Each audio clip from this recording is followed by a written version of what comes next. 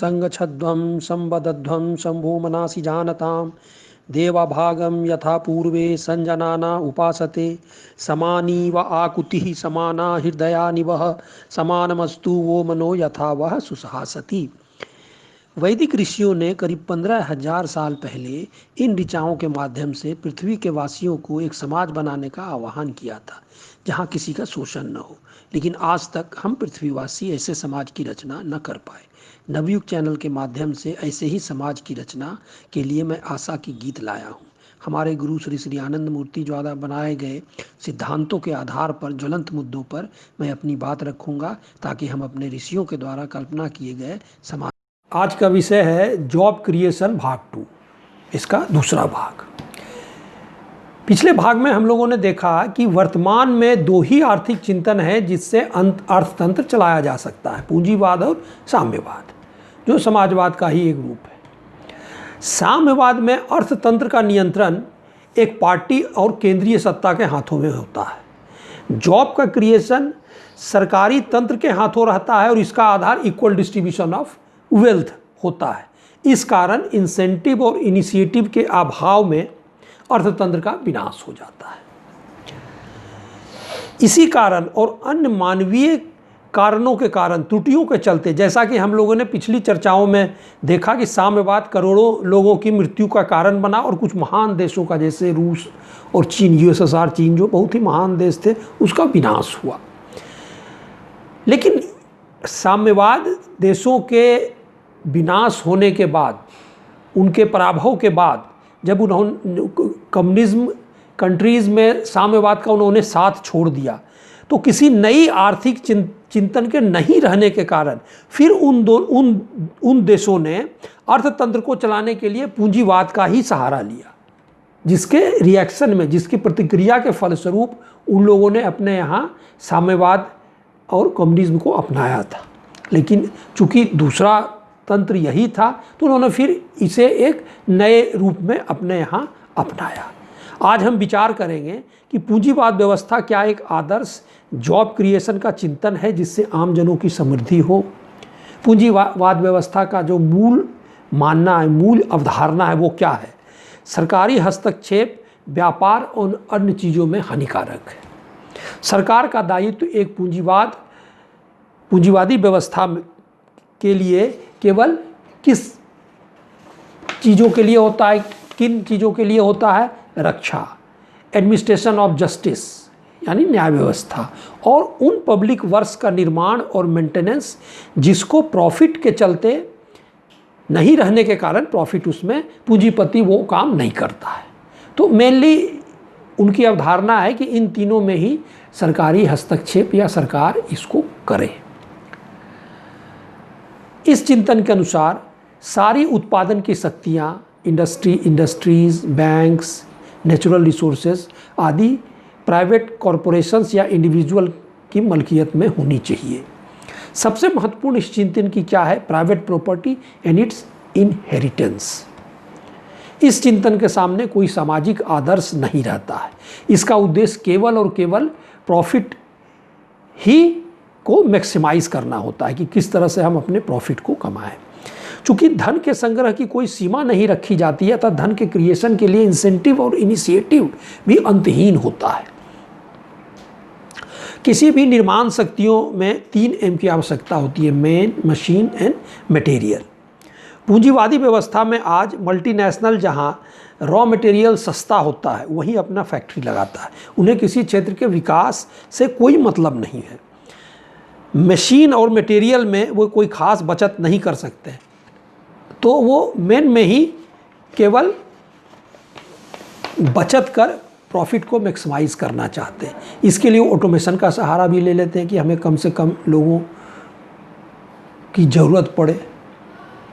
आज कोरोना के चलते चीन से जो इंडस्ट्रीज़ बाहर निकल रही हैं, तो उसको कई देश अपनी ओर आकर्षित करने की कोशिश कर रहे हैं, उसमें एक भारत भी है। तो इसने सबसे पहले क्या किया कि जो मज़दूरों ने अपने हार्ड ऑन जो है संघर्ष के चलते जो जीता था कि हमें जो है काम करने के घंटे इतने होने चाहिए, हमें ये सब फैसिलिटी होने चाहिए। भारत सरकार ने एक वेलफेयर स्टेट अपने को कहता है, उन सारे को सस्पेंड कर दिया ताकि पूंजीवादी व्यवस्था में पूंजीपति लोग यहाँ आएँ और मजदूरों का शोषण करें। धन के संग्रह के लिए पूंजीपतियों को पूंजीवादी व्यवस्था में राष्ट्र हित और समाज हित की कोई चिंता नहीं होती है। इस संदर्भ में हम लोगों ने पिछली चर्चा में ऑक्सफैम रिपोर्ट की चर्चा की है। 1% लोगों के पास 58% संपत्ति है, उन्होंने दखल किया हुआ है। दुनिया में पैसे की कमी नहीं है। मनी की दुनिया में टोटल ट्रांजैक्शन, मनी का दुनिया में जो पैसे का ट्रांजैक्शन, डॉलर का ट्रांजैक्शन टोटल होता है, उसमें अगर आप रेशियो देखें, जो ट्रांजैक्शन गुड्स और सर्विसेज के व्यापार में लगे हुए धन है, उससे 100 गुना ज़्यादा किस में खर्च होता है, जो इसके अलावे और भी एक्टिविटी है।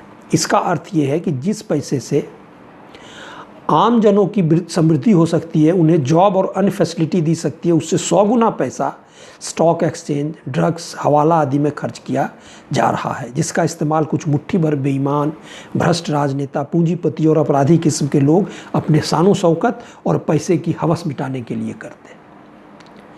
जो गुड्स एंड सर्विसेज के एक्सपोर्ट इंपोर्ट में डेली डॉलर का ट्रांजैक्शन होता है, उससे 100 गुना ट्रांजैक्शन जो है वो स्टॉक एक्सचेंज और अन्य माध्यम के द्वारा, इलेक्ट्रॉनिक माध्यम के द्वारा होता है। 100 गुना, जिसमें कोई भी जॉब जो है क्रिएट नहीं होता है। यह पूंजीवाद, इस पूंजीवाद को के पांव को उखड़ते भी देर नहीं लगता है। यह अपनी कमजोरियों का हल्का झटका भी नहीं सह सकता है। इस कारण लाखों करोड़ों लोगों की ये बर्बादी का कारण भी बनता है। अब ये कैसे है? तो अब हम पूंजीवाद के फेलियर की आधुनिक इतिहास के कुछ घटनाओं की चर्चा करेंगे। उसमें सबसे पहले है द ग्रेट डिप्रेशन ऑफ 1930। 1 जनवरी 1929 को यूएसए के बड़े बड़े इकोनॉमिस्ट ने फोरकास्ट किया था कि यह वर्ष अर्थतंत्र के लिए बहुत ही शुभ वर्ष होगा। स्टॉक मार्केट जो है वो काफ़ी ऊंचा उठेगा और लोगों की कमाई भी खूब होगी, जीडीपी में उछाल आएगा। लेकिन अक्टूबर 1929 में वॉल स्ट्रीट के स्टॉक मार्केट के क्रैश के चलते पूरा अर्थतंत्र लड़खड़ा गया। इसका असर 1930 में पूरे इंडस्ट्रियलाइज्ड देशों में फैल गया, जिसमें यूरोप भी था। अगले कई वर्षों तक कंज्यूमर स्पेंडिंग और इन्वेस्टमेंट गिरता गया। इससे पूरे विश्व में इंडस्ट्रियल आउटपुट का ह्रास होता गया और अनएम्प्लॉयमेंट 25 से 33% तक विभिन्न देशों में फैल गया, पहुंच गया। यूएसए में भूखमरी फैल गई।